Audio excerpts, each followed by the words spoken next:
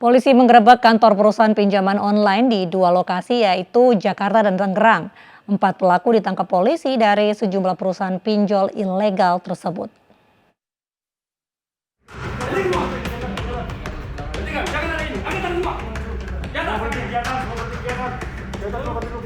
Sebuah kantor pinjaman online yang terletak di sebuah ruko di kawasan Cengkareng, Jakarta Barat digerebek Satreskrim Polres Metro Jakarta Pusat.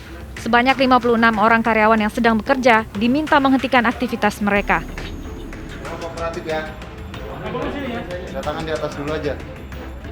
Personil polisi meminta seluruh pekerja kantor pinjaman online ini mengumpulkan identitas dan telepon genggam. Kalau iPhone-nya dua-duanya dikeluarkan, jangan sampai nanti ada lagi yang simpan. Ya. Selain di Cengkareng, Jakarta Barat, penggerebekan kantor pinjaman online ilegal juga dilakukan personil Polda Metro Jaya di Ruko Green Lake City, Cipondoh, Tangerang. Di lokasi ini, polisi menemukan 32 karyawan yang sedang bekerja. 4 orang ditangkap dan ditetapkan tersangka. Kita ketahui ini sudah sangat meresahkan masyarakat, bahkan sudah selama 1 bulan ini, Polda Metro Jaya sudah berhasil mengamankan 4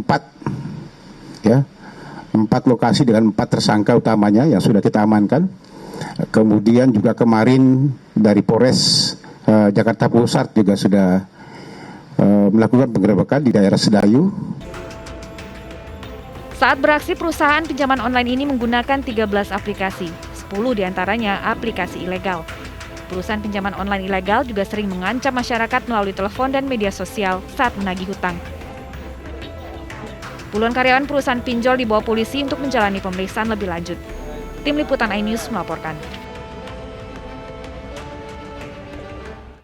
Seorang penumpang perempuan menjadi korban perampokan dan penganiayaan oleh sopir angkot. Kini pelaku dalam pengejaran polisi.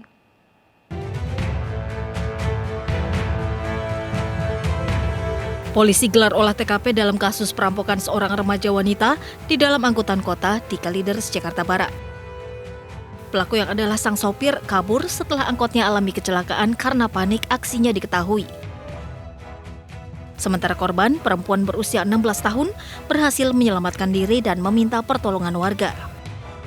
Itu lawan arah dari sini, terus dikejar sama pihak keamanan CBC, dia muter balik. Nah, cewek itu minta tolong, terus dia lompat dari angkot itu. Nah, saya refleks langsung ngejar mobilnya. Nah, mobilnya itu saya kejar masuk tol arah Kapuk. Nah, mobilnya di sebelum pintu tol Kapuk sudah diterbalikan oleh tersangka. Tersangkanya kabur. Korban mengalami luka berat di kepala akibat hantaman benda tumpul dan harus dirawat intensif di rumah sakit. Korban yang kini kondisinya mulai membaik mengaku diajak berkeliling dulu oleh pelaku sebelum dianiaya dan dirampok. Selesai, kita mau pulang, nah di perjalanan pun jadi ngajak saya muter-muter juga. Ngajak saya muter-muter sampai di tempat kejadian. Terus? Sampai di tempat kejadian, si abangnya tiba-tiba mukul saya karena mama sama kakak saya nelponin saya dulu. Kemudian abis dipukul, jadi HP saya tuh udah di tangan dia. Polisi sudah mengetahui identitas sopir angkot KWK 06 jurusan Kota Kamal yang diduga menjadi pelaku. Untuk pelaku identitasnya sudah dikantongi tim dari keterangan saksi-saksi di lapangan. Ada berapa orang dan diperkirakan pelakunya? Dari hasil keterangan yang kita dapat dari saksi, diduga hanya 1 orang pelaku. Kini pelaku dalam pengejaran polisi. Dari Jakarta, Miftahul Gani, iNews melaporkan. Polisi membongkar praktik prostitusi online yang melibatkan 2 wanita di bawah umur. Korban ternyata dijual oleh kekasihnya.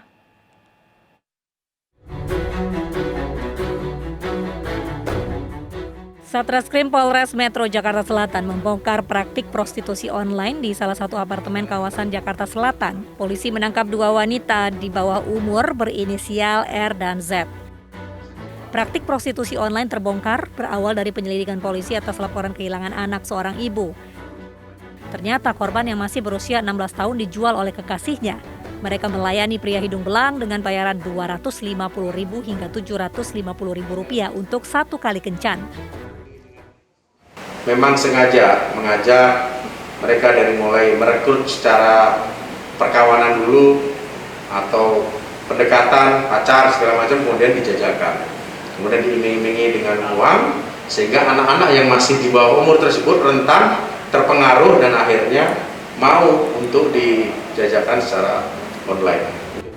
Pelaku kini terancam hukuman selama 15 tahun penjara. Dari Jakarta, Helmi Sajangbati, iNews melaporkan.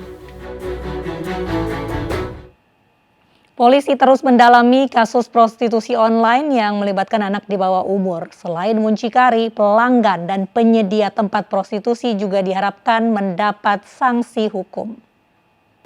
Tentunya kita melihat seberapa lama yang bersangkutan meninggalkan rumah, dan inilah yang menjadi bagian dari analisa kita untuk meneliti sejauh mana korban ini dilibatkan dalam praktek seperti ini.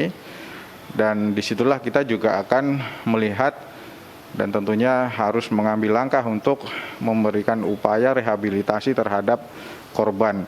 Namun memang dari keterangan yang kita peroleh, yang bersangkutan sekira 2 minggu ya, ada dalam waktu 2 minggu tersebut pergi meninggalkan lingkungan keluarganya.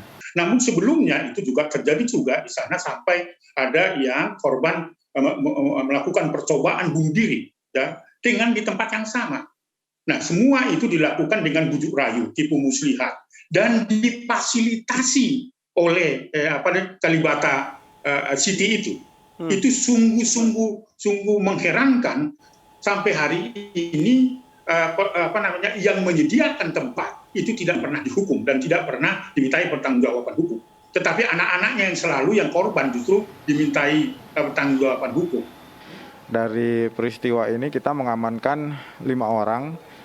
Ini dengan peran yang tentunya berbeda-beda. Satu orang kita duga sebagai penyewa lokasi, penyewa kamar, dan dialah yang menampung rekan-rekannya ini sehingga datang berkumpul di situ.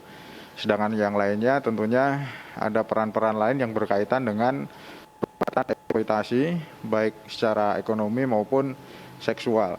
Nah, disinilah memang kita juga menemukan apa yang dikatakan sebagai perbuatan eksploitasi anak secara seksual, tentu berkaitan dengan aspek ekonomi. Ini dilakukan secara lebih lanjut dalam praktek prostitusi, tentunya dengan tujuan untuk memungut sejumlah biaya yang dipergunakan. Maka dengan demikian inilah yang menjadi motif ekonomi yang dilakukan oleh para pelaku.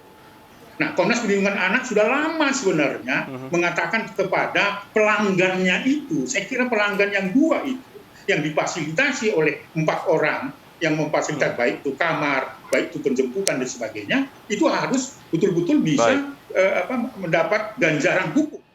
Polisi menangkap seorang pria pelaku pembunuhan di dalam kamar Hotel Hawaii, Jalan Jamin Ginting, Medan Selayang, Sumatera Utara. Pelaku mengaku membunuh korban karena sakit hati korban tidak menepati janji.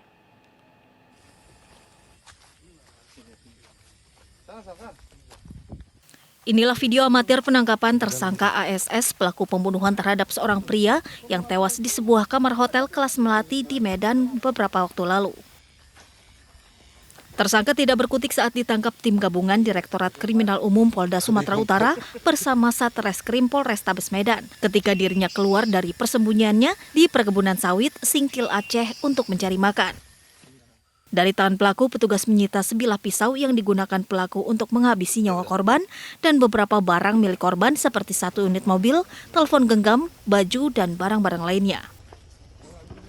Dalam keterangannya, tersangka mengaku sakit hati kepada korban karena dijanjikan sejumlah uang usai berhubungan intim, namun korban tak menepatinya. Saya merasa sakit hati, Pak. Kenapa di tempat umum itu dilakukan? Terus? Maka itulah saya emosi, Pak.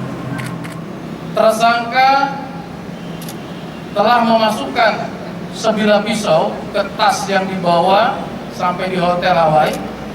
Kemudian pada saat korban mengajak berhubungan dengan tersangka, selesai melakukan hubungan, korban yang tadinya menjanjikan akan memberi uang sejumlah 300.000 itu tetapi tidak ditepati. Atas kasus ini tersangka terancam hukuman mati karena melakukan pembunuhan berencana. Dari Medan, Sumatera Utara, Aminur Rashid, iNews melaporkan. Kapolri mencopot jabatan Kapolsek dan Kanit Reskrim Polsek Medan Percut Setuan, Sumatera Utara. Informasinya kami hadirkan di iNews Malam sesaat lagi.